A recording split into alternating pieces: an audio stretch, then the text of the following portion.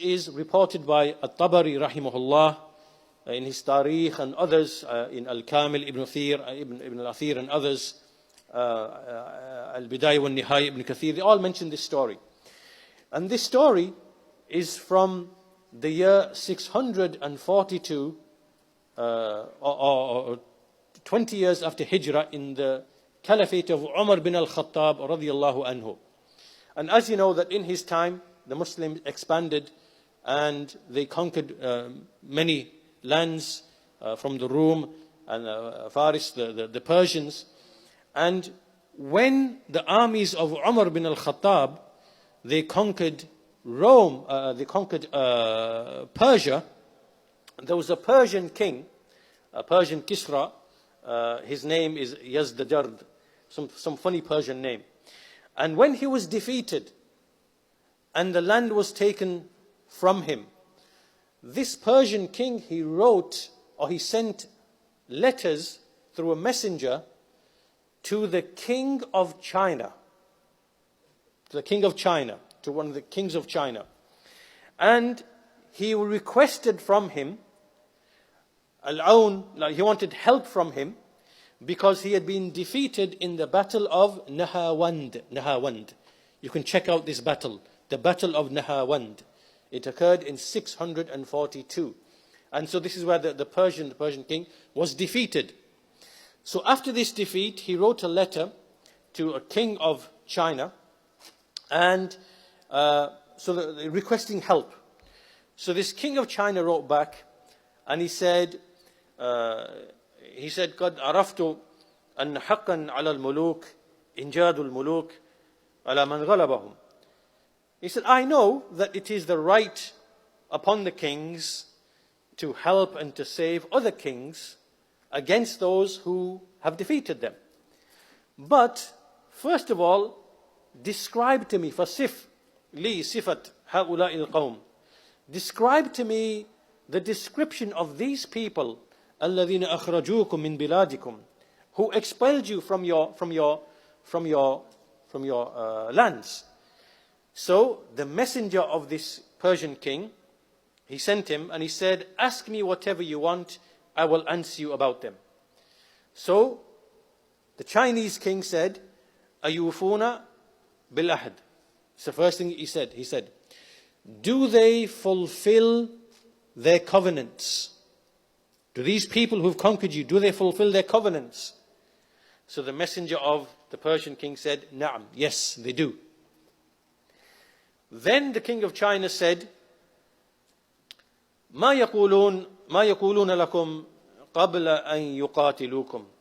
What do they say to you before they fight you? So the response came back and said, يدعوننا إلى واحدة من ثلاث. إما دينهم فإن أجبناهم أجرونا مجراهم أو الجزية والمنعة أو المنابذة. So he basically said, when these people fight us, this is what they say to us. They say to us, meaning this is what the Muslims or the armies of Umar, what they say to us. They say to us, look, either come to our religion. So before even fighting, they offer them the opportunity. We'll teach you about Islam. Become Muslims like us. You will be exactly like us. You will have the rights that we have. You will be our brothers. Right? So meaning that they want to avoid fighting by offering them to accept Islam. So we'll teach you, let's discuss, so all your misconceptions are removed.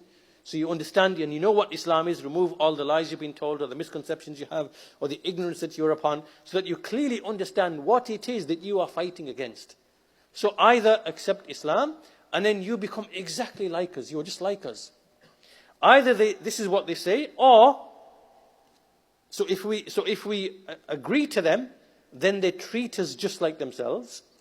Or it is al-jizya, meaning they say to us, look, okay, if you don't want to accept Islam, fine, we'll take over this land.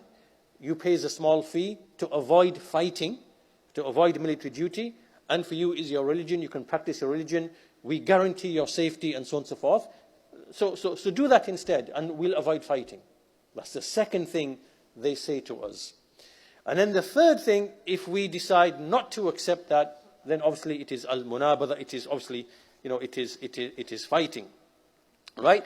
So now the Chinese king has clearly understood the actual justice and the mercy of the Muslims and their armies in the way that they fight. Meaning that for them, it is not that they are fighting for land or for revenge or whatever. It is because they want guidance for the people. And these people have become willing obstacles to the message of Islam. So to avoid fighting, they offer these options first.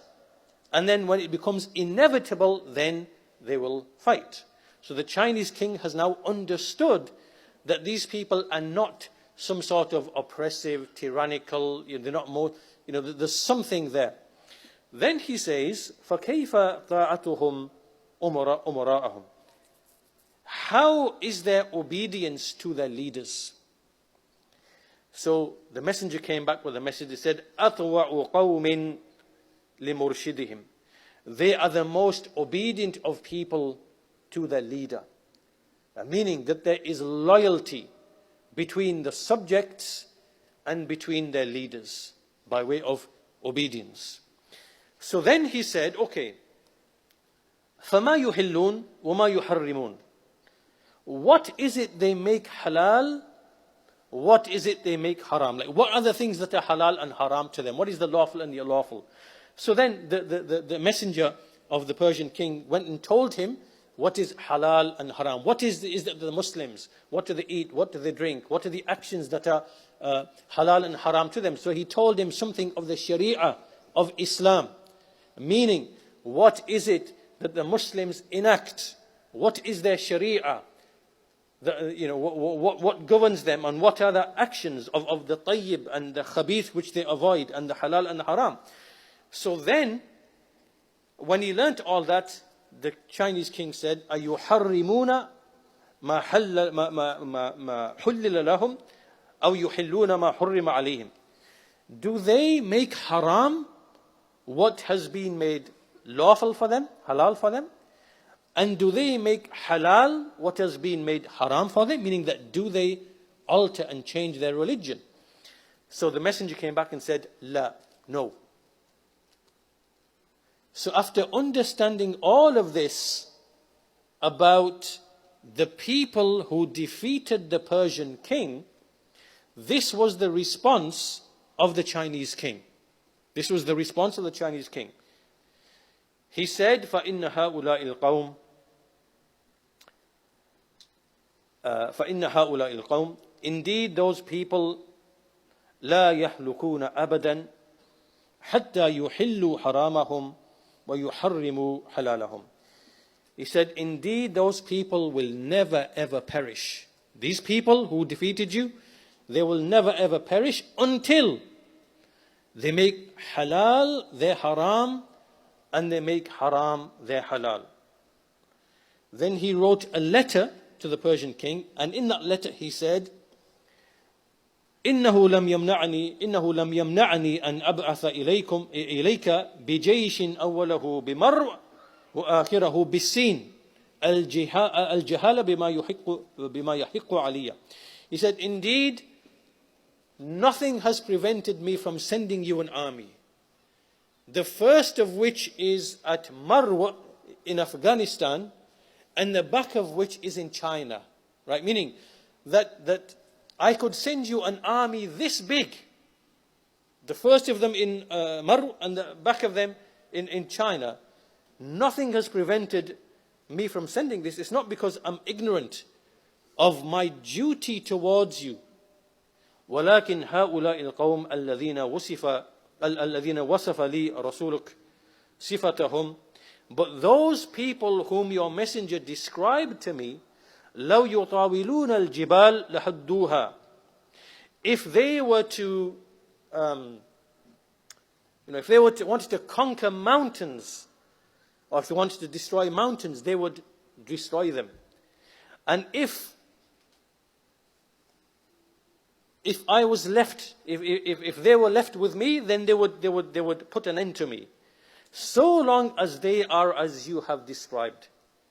So as long as they are as you've described them, then make peace with them. فَسَالِمْهُمْ وَارْضَ مِنْهُمْ بِالْمُسَاكَنَةِ, and be pleased to live with them, and do not incite them so long as they are not going to incite against you. Rather, this is the response of the Chinese king. He said, you are never going to defeat those people. And obviously, what is the difference? What's the reason for that? Just like Sheikh Rabi' ibn Hadi, Hafizahullah, mentioned 22 years ago in a statement in which he wrote, titled Sayhatu Nadir ila Ummatil Ghadab, right? A warner's cry to the nation of wrath. In that, he said that he's speaking about the situation in that time and today, obviously, about how the Muslim Ummah is under humiliation and defeat and so on and so forth. He said, look, these people would never be given victory against the likes of the armies of Umar bin al-Khattab and Khalid bin al-Walid and Abu Ubaidah ibn al-Jarrah and the likes of those companions. And you can see here from this example that the ru'b, the fear in the heart of this Chinese king. You can see he said, I can't help you. They are indefeatable, right? They will even bring down mountains. You can't, as long as this is what they are described with, right? That they are just, and they fulfill their covenants, and they keep upon what is halal, keep upon what is haram, right? And they are indefeatable. And so he advised them to make peace and to, this is the ru'b, the awe that was in the hearts of those people. Because of what? Because of the likes of the iman of Abu Bakr and Umar and Uthman and Ali and Al-Khalid bin al-Walid and the Sahaba, and the strength of Tawheed in their hearts. Right? This is why. And this is how victory is obtained. It comes back down to these things. So this is why, as we said at the very beginning, the people of Tawheed and the Sunnah, they are the true rectifiers, because they understand the disease and they understand the cure. And that is why the people of innovation and misguidance, who always attack the people of the Sunnah, they always accuse us with names and labels, and they will perish.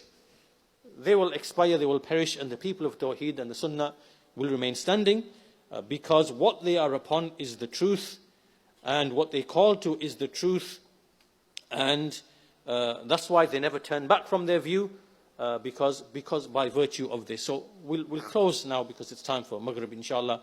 But this is obviously the first half of the talk. In tomorrow's talk, we want to look at examples from the prophets and messengers, and to see how Tawheed was the reason for the removal of calamities and victory over enemies. So we'll leave that for tomorrow. Walhamdulillahi Rabbil Alameen. Wa sallallahu ala nabiyyina Muhammad wa ala alihi wa sahbihi ajma'in.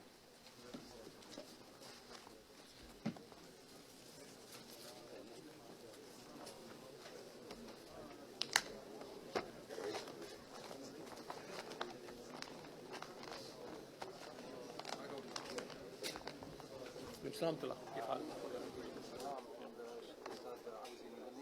عفوا؟ عفوا؟ ما شاء الله.